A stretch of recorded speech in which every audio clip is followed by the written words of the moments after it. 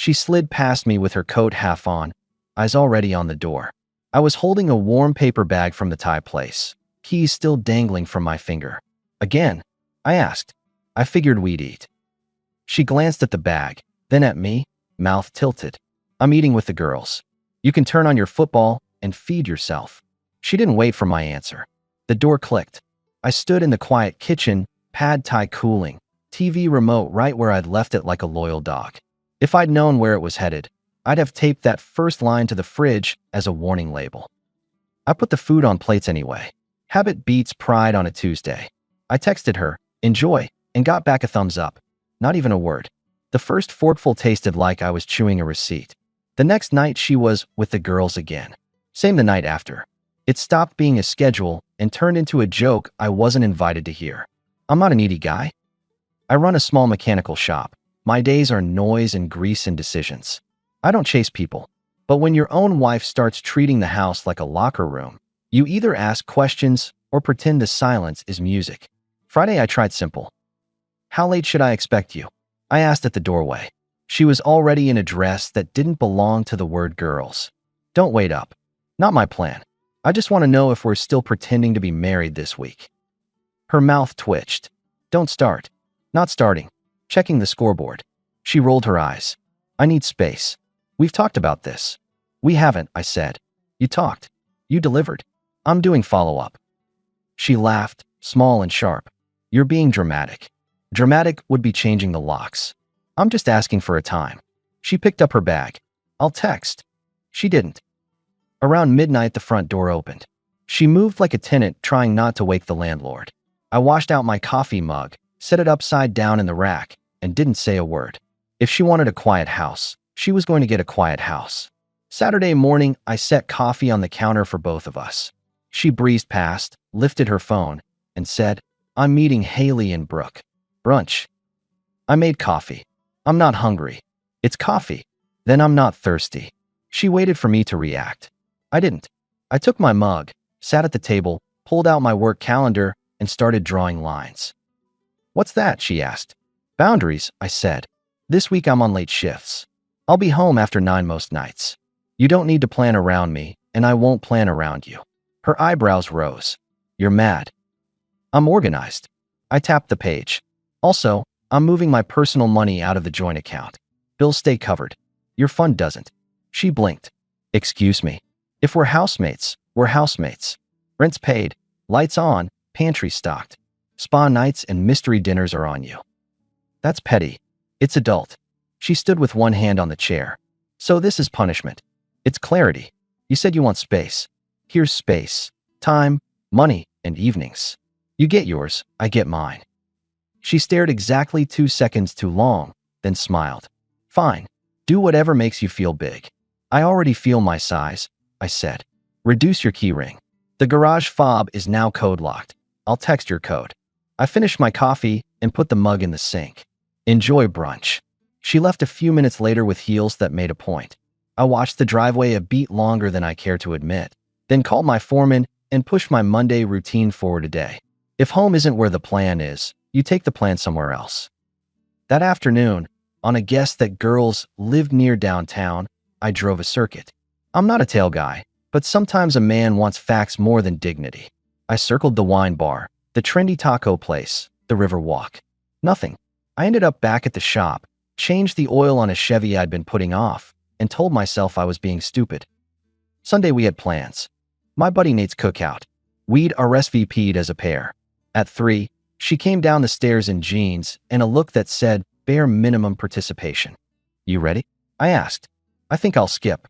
It's Nate. We already told him. She pulled a face. Tell him I'm tired. Tell him yourself, I said, and handed her my phone with Nate's contact open. She didn't take it. Why are you pressing this? Because you keep opting out of anything with my name on it. That's not true. You want data? Monday girls, Tuesday girls, Wednesday late at the office, Thursday girls, Friday something something, Saturday brunch. Today we're going to my friends, and suddenly it's nap time. She folded her arms. You don't make the rules. I do for my life. And I'm going. If you change your mind, you know the address. She smirked. Tell them I said hi. At the cookout, Nate clapped me on the back. Where's Madison? At the spa, I said deadpan. On a Sunday? His wife, Jess, raised an eyebrow. She's broadening her horizons. Jess pressed her lips together. You good? I'm civil. Nate looked around, lowered his voice. Man, if something's off. Something's off, I cut in. I'm handling it. We ate. People joked. The world didn't fall apart because my wife skipped a burger.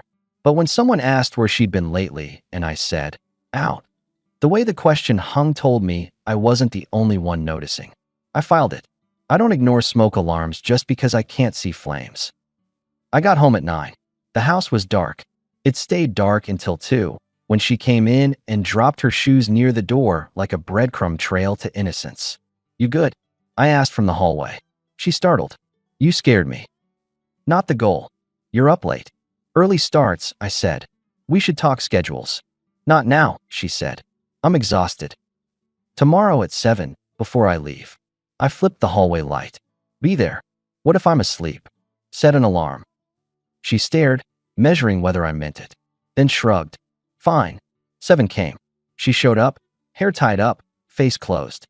This is how it's going to go, I said. House expenses stay joint. Personal expenses don't. Dinners aren't assumed.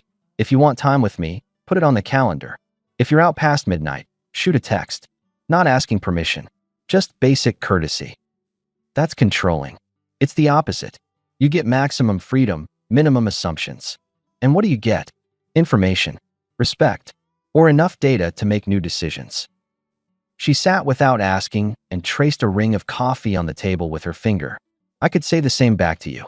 You could, I said, and you'd get the same from me. So if I'm out, you're out. Seems fair. She looked up. Are you going to follow me? Wasn't planning on it. Then let it go. She stood. You're making a thing out of nothing. Then it should be easy to meet halfway. She hesitated, then sighed. I'll try. Happy. I don't do happy on command. But I heard you. She put a hand on my shoulder on her way out. Casual, like we were co-workers finishing a meeting. It was nothing. It was also more attention than I'd gotten in a week. That evening she cooked. Actually cooked. Chicken, rice, vegetables. She poured me a drink. She touched my arm when she passed the salt like we were still us. This is nice, she said. It is, I agreed. I know I've been distant. Work's been heavy. Haley's going through stuff. I'm listening. I'll scale back the nights out. Good. She smiled with her mouth, not her eyes. Maybe we can do that lake weekend you wanted. Maybe, I said, and I meant it the way a cop means slow down. We cleared the dishes. She slid closer on the couch and rested her head against my shoulder for a minute like she remembered what home felt like. 10 minutes later, she checked her phone and said, I told Haley I'd swing by. She's having a thing. I'll be quick. How quick? Couple hours. Put it on the calendar. She rolled her eyes, but she typed. You happy now? I'm informed. She left at 9. At 9:10 my phone pinged with a calendar update. Haley's, back by midnight. At 12:40, nothing. At 1:20, a text. Stayed longer. Don't wait up. I stared at it the way people stare at a bad car part they keep reinstalling. Then I grabbed my jacket and keys. I drove to Haley's. Lights off. Clean driveway. No cars. I pulled up to the curb and killed the engine. A porch light across the street flicked on. A neighbor peered through a curtain. I waved like an idiot and pulled away. On the way home, I stopped at the shop. I did work I didn't need to do. Wrenches don't lie, and right then I needed something in my hands that wasn't lying. The next day, I moved my stuff to the guest room. No speech, no drama. I folded shirts, carried them down the hall, set them in the dresser, and texted her the Wi-Fi changes and the new garage code. The note read, nothing personal, just adapting. She replied with a thumbs down. Cute. That evening she tried to bait me. So that's it. You're moving out of our room. I'm reducing confusion. You're punishing me. I'm setting expectations. I pointed at the calendar on the fridge. You're out again? She lifted her chin. Girls' night. Which girls? You don't need names. If I'm your husband, I do. If I'm your roommate, I don't. Pick a column.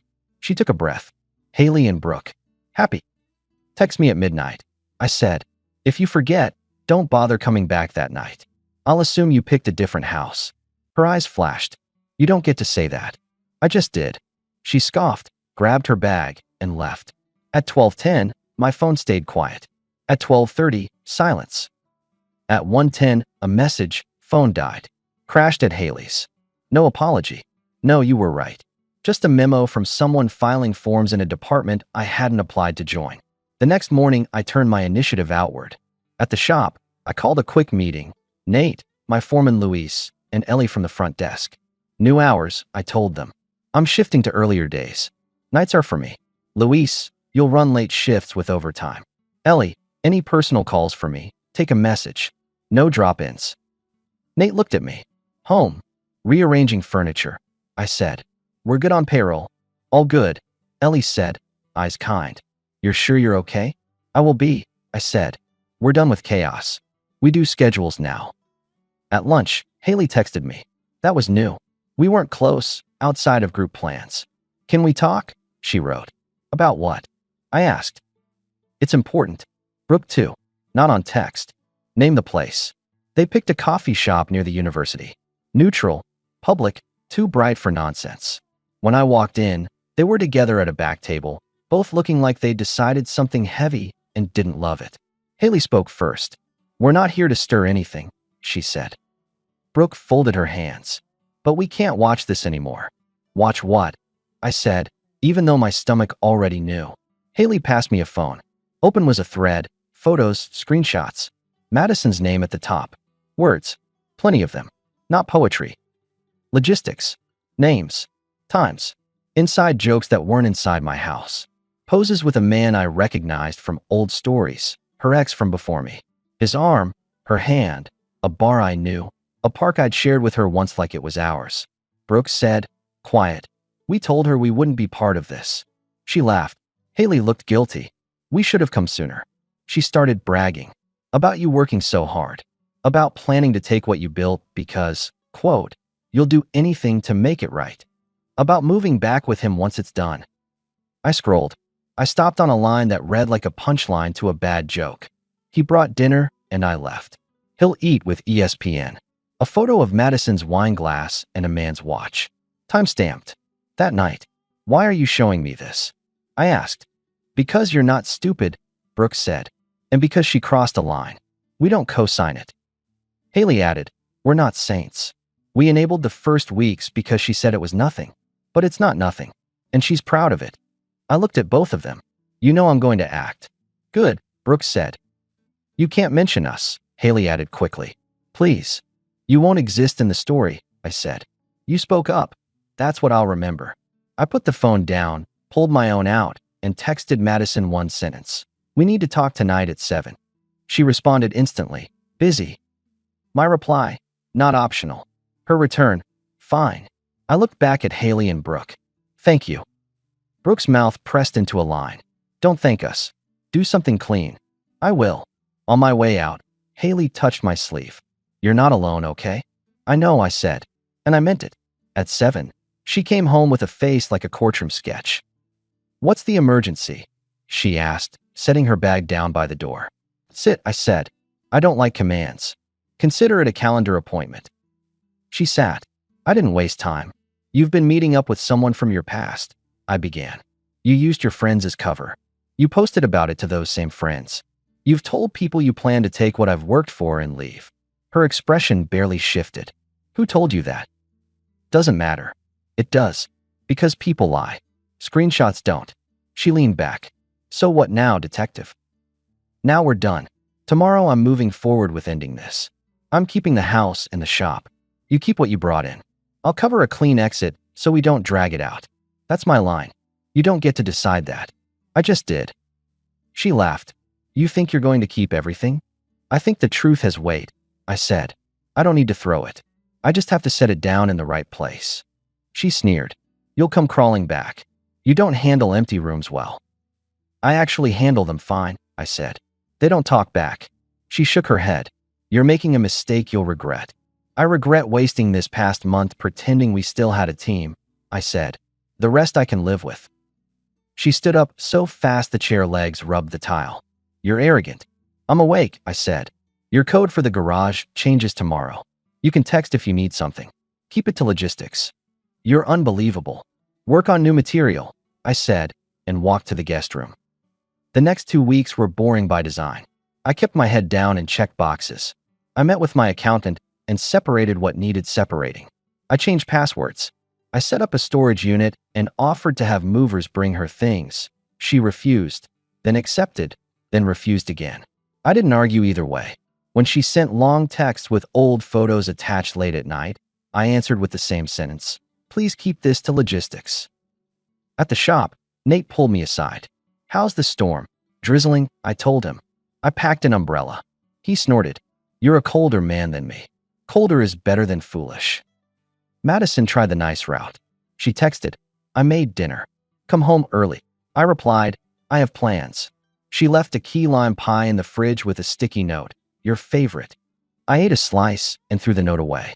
She leaned into sweetness like a pushy salesperson. I didn't buy. Then came phase 2. She showed up at my shop with a bag of takeout, smiling like we were dating. I wanted to surprise you. You did, I said. We're in the middle of a break job. She held up the bag. I thought maybe we could talk. We've done our talking. People fix things, she said. I'm not the only one who's been distant. I'm sure I could have been warmer. None of that cancels the facts. She put the bag on my workbench, ignoring the sign that said no food. Louise glanced over from the lift, reading the air. I looked at her, then at the bench. You can leave it, I said. Thank you. I want to eat with you. I'm not available. Wow, she said too loud. Ellie looked up from the counter. 2 customers glanced our way. So that's it. Cold shoulder until you win? I wiped my hands and kept my voice even. We don't do scenes in my place of work. If you want decency, give it. If you want to be loud, pick a sidewalk. She stared, cheeks tight, then scooped up the bag and walked out. Louise breathed. You good, boss? Better than yesterday, I said.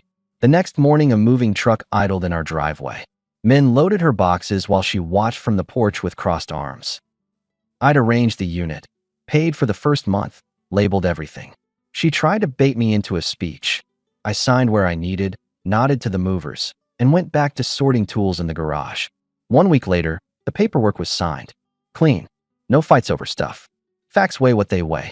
She packed the last of her things and left an envelope with house keys on the counter. No note. Fine. A month passed. Then 2. I slept. I worked.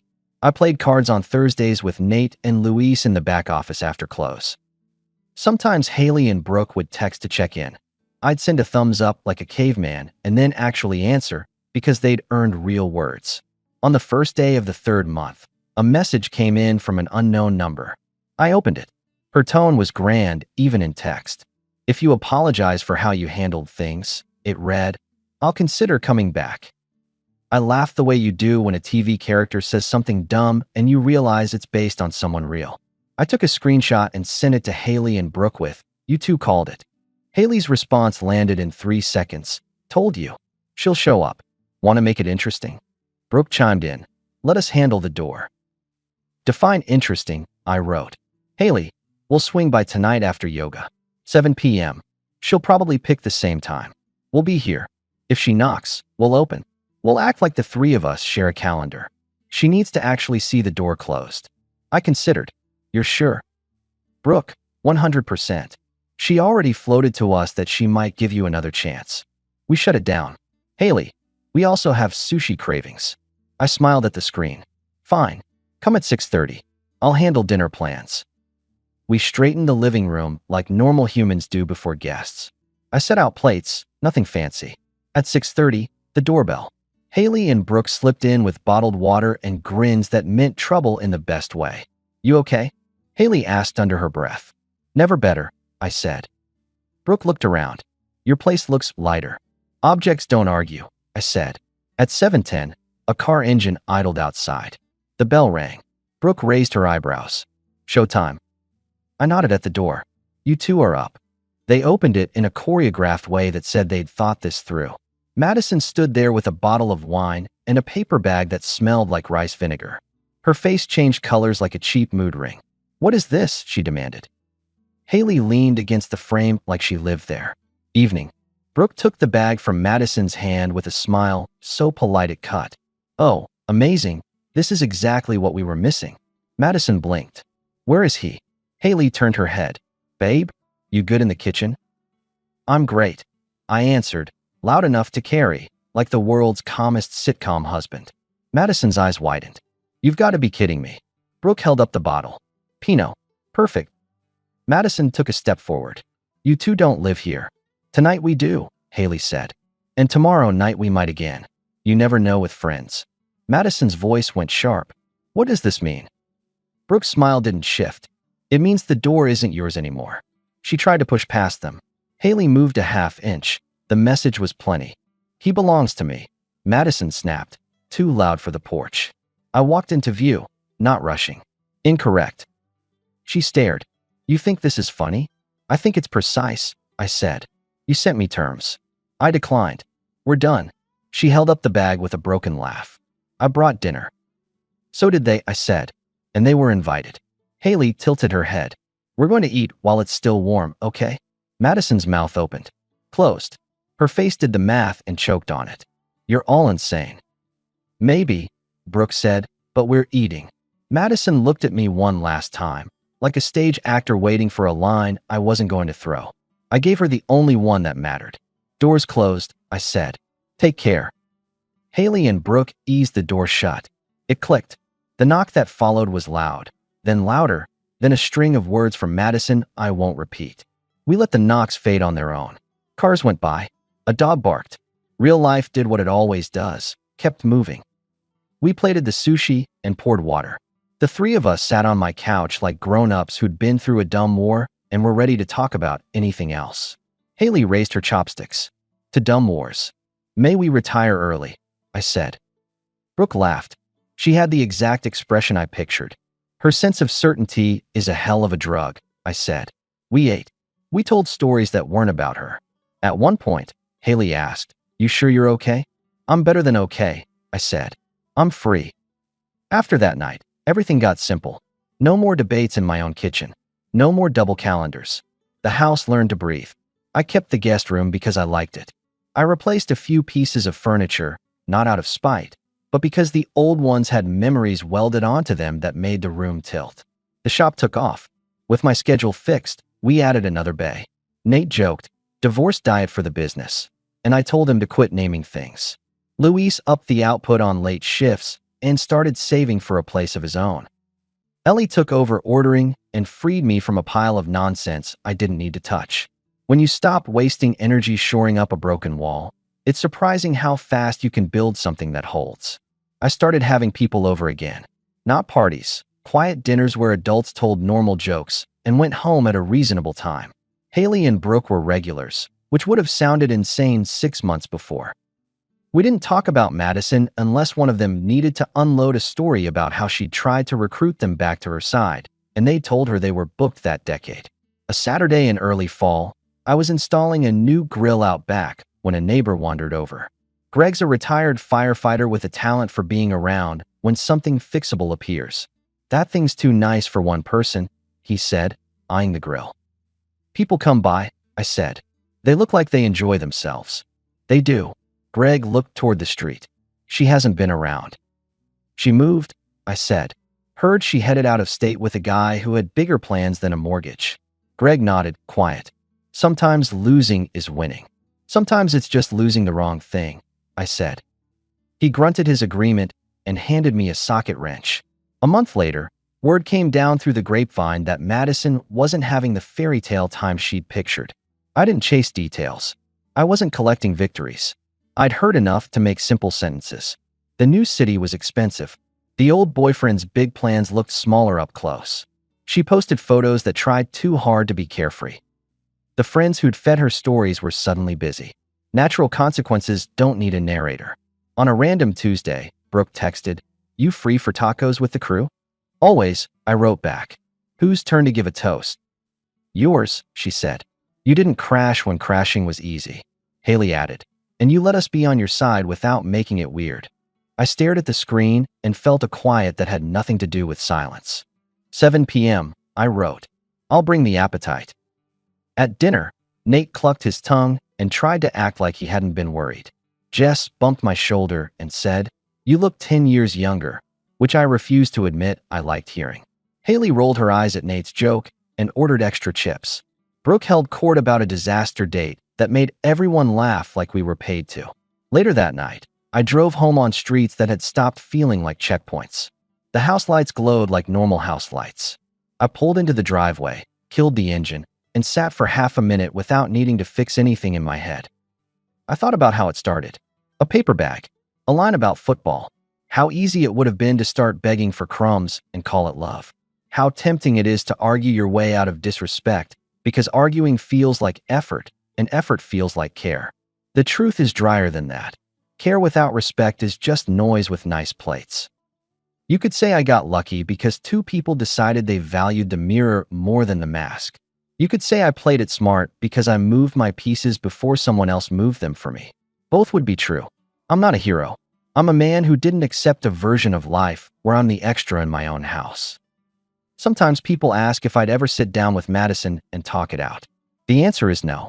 We already said everything we needed to, most of it without words. She used a door. I used one too. Mine closes and stays closed. I sleep fine. In the mornings, I drink my coffee without checking if someone is leaving me for the girls. On Sundays, I grill. On Thursdays, we play cards. I'm seeing someone now, a woman named Dana who laughs with her whole face and shows up when she says she will.